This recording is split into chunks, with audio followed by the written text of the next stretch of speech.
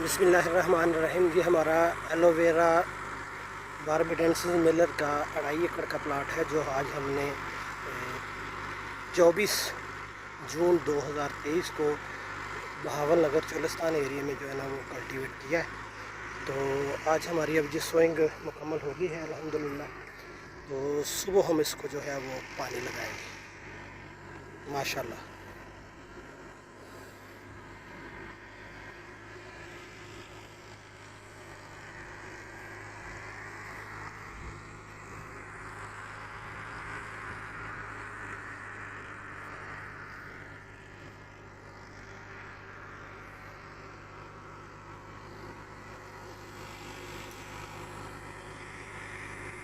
इसमें हमने 2.5 एकड़ में टोटल 27,000 प्लांट जो है वो इसमें लगाया है।